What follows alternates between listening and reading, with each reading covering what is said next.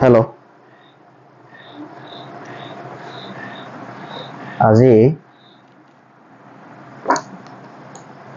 3 number class. যোৱা দুটা ক্লাছত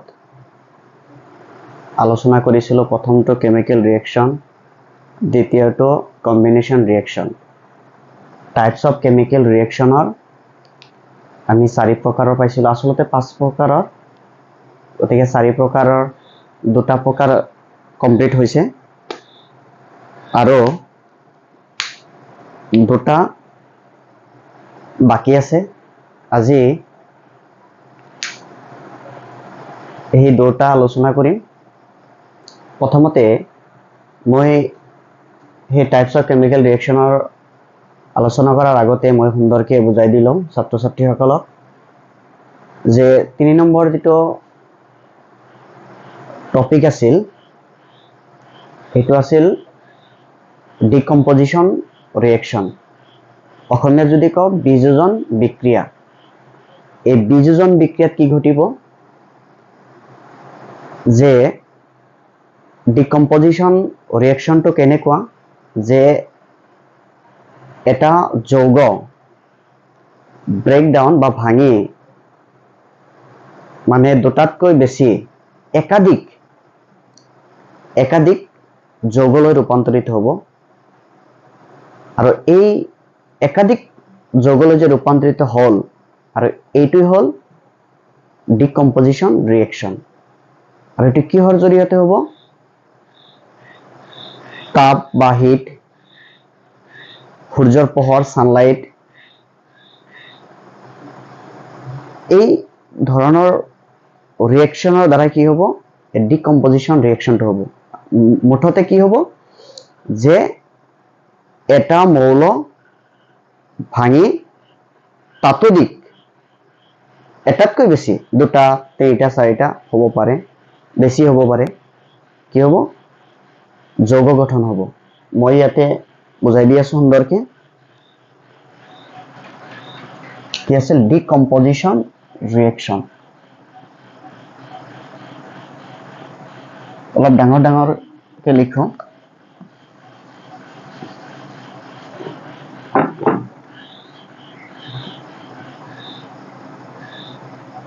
ডিকম্পোজিশন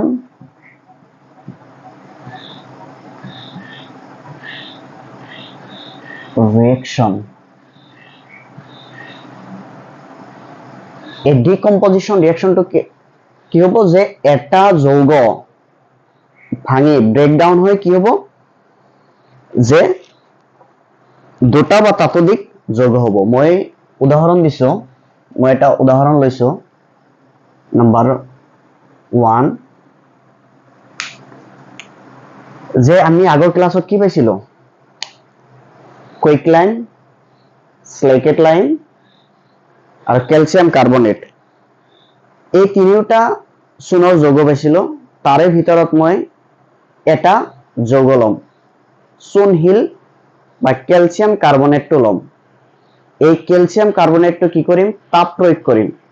তাপ প্ৰয়োগ কৰাৰ পিছত কি ঘটে আমি চাম। তাৰমানে এটা যৌগ ভাঙি কি হ'ব?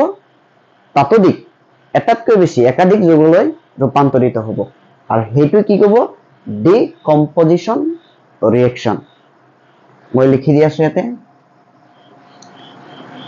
যে কি পাইছো?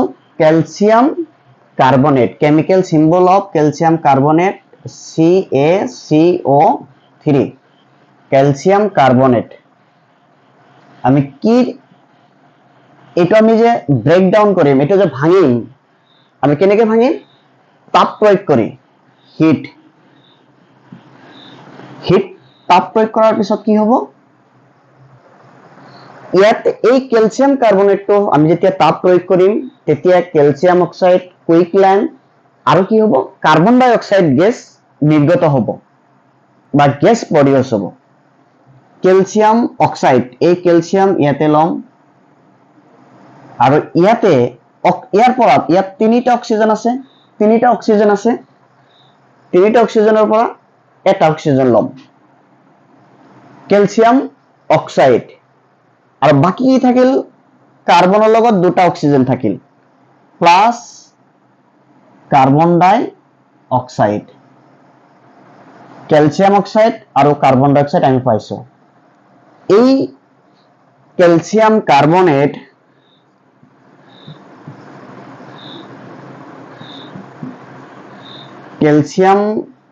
কাৰ্বনেট ব্ৰেকডাউন কিহৰ জৰিয়তে হ'ল তাপৰ জৰিয়তে হিট কি হ'ল ক্যালসিয়াম অক্সাইড কি হ'ল ক্যালসিয়াম অক্সাইডটা আমি কি পাইছো কুইক লাইম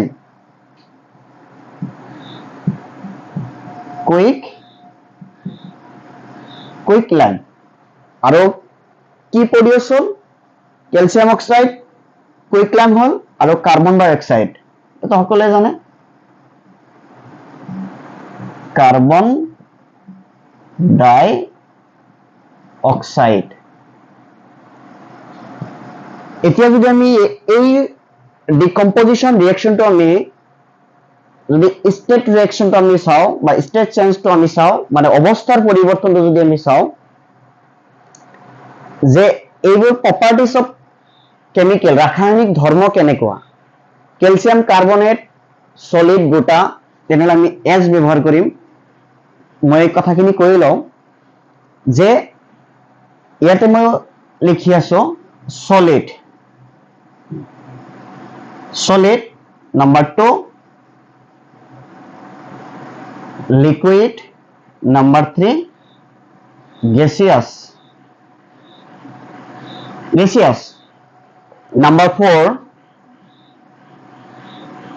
aqueous আমি AQ ব্যবহার করিম number 5 PPT precipitate গতিকে solid liquid gaseous aqueous PPT precipitate properties of chemical বা রাসায়নিক ধর্ম আমি ইয়াতে কি লিখিম আমি কেমিক্যাল সিম্বল ব্যবহার করিম সলিড এস ব্যবহার করিম লিকুইড Li ব্যবহার করিম গ্যাসিয়াস জি ব্যবহার করিম প্রেসিপিটেট পিপিটি আমি ব্যবহার করিম এটো প্রেসিপিটেট মই লিখি দি আছো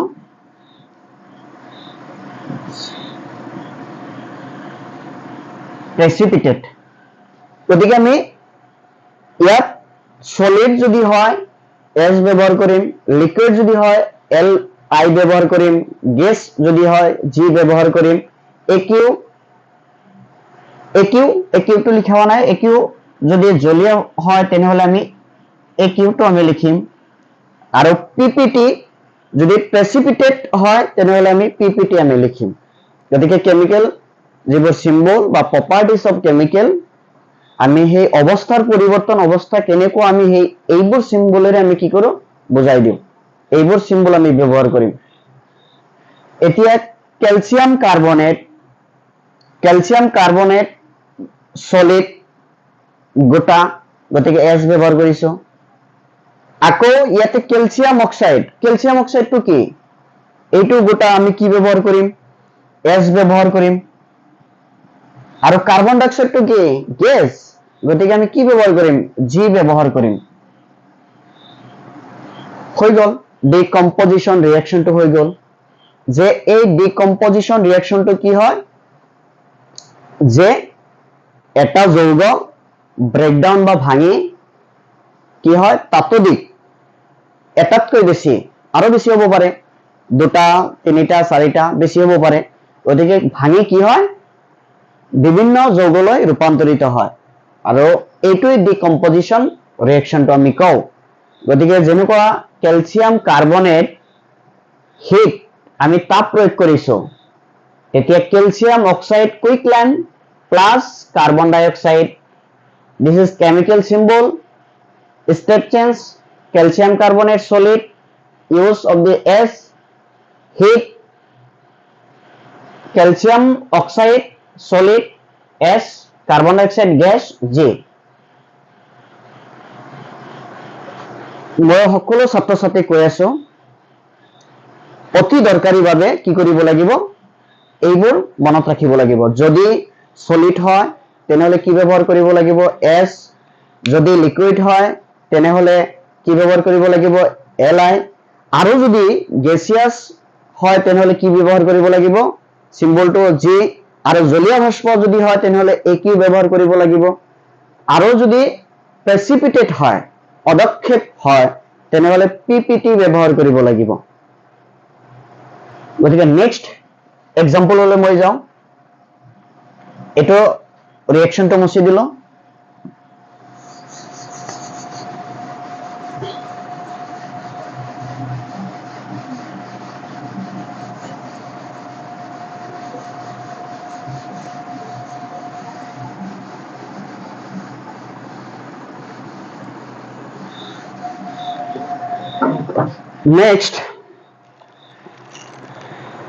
নেক্সট এটা ৰিঅ্যাকশনলৈ যাওঁ যে এতিয়া হিট প্ৰয়োগ কৰা হৈছিল তাপ প্ৰয়োগ কৰিছিল এতিয়া আমি সানলাইট প্ৰয়োগ কৰিম সানলাইট প্ৰয়োগ কৰাৰ পিছত কি ঘটে আমি চাম যে সূৰ্যৰ পোহৰত যেনেকৈ ইয়াৰ আগৰ বিক্ৰিয়াটো তাপ প্ৰয়োগ কৰাৰ পিছত কি হল একাধিক যৌগলৈ ৰূপান্তৰিত হল এতিয়া আমি সূৰ্যৰ পোহৰ বা সানলাইট ইউজ কৰি আমি চাম যে এটা যৌগ তাপোদিক দুটা যৌগলৈ ৰূপান্তৰিত হয় এই বিক্ৰিয়াটো আমি চাম প্ৰথমতে নাম্বাৰ 2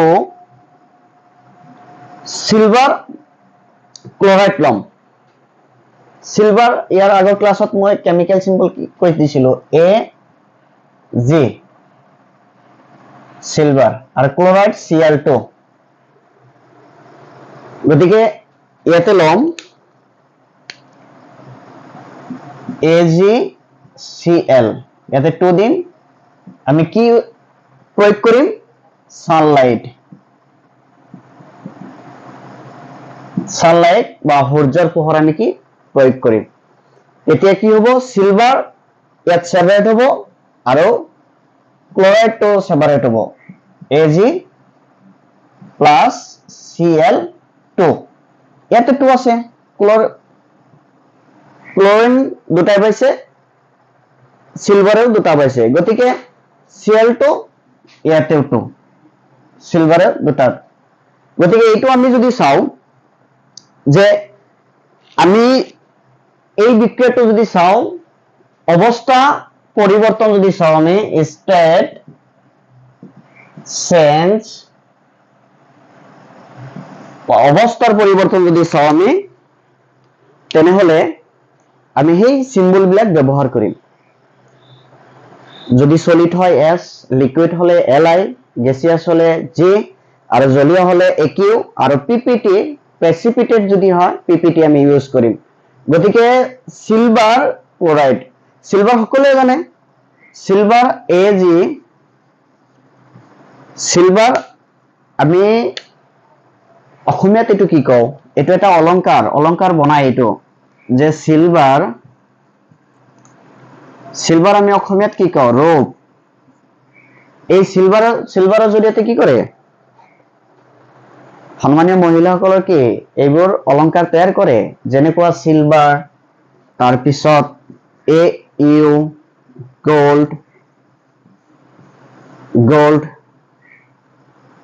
ডায়মন্ড প্লেটিনাম এইবোৰ আছে গতিকে ইয়াত আমি কি পাইছো সিলভাৰটো আমি কেনেকৈ পাইছো গোটা সলিড সিলভাৰ ক্লোৰাইড গতিকে আমি S ইউজ কৰিম সলিড সিলভাৰটো কি হল সিলভাৰ ক্লোৰাইডটো সানলাইট ইউজ কৰাৰ পিছত কি হৈছে ব্ৰেকডাউন হৈছে গতিকে ব্ৰেকডাউন হোৱাৰ পিছত কি হৈছে যে সিলভাৰ সেপাৰেট হৈছে গোটা আৰু ক্লোৰিন বা ক্লোৰাইড এটো গ্যাস হৈছে গতিকে G এটো এটা ডিকম্পোজিশন ৰিঅ্যাকশন গতিকে সানলাইট ইউজ কৰাৰ পিছত সিলভাৰ ক্লোৰাইডটো ব্ৰেকডাউন হয় দুটা যৌগলৈ ৰূপান্তৰিত হৈছে সিলভাৰ হৈছে আৰু কি হৈছে ক্লোৰাইড হৈছে গতিকে এইবোৰ ডিকম্পোজিশন ৰিঅ্যাকশন গতিকে মনত ৰাখিব লাগিব আৰু কেমিক্যাল সিম্বল ইউজ কৰিব লাগিব যে অৱস্থাৰ পৰিৱৰ্তন অৱস্থা কেনেকুৱা প্ৰপাৰ্টিজ অফ কেমিক্যাল বা প্ৰপাৰ্টিজ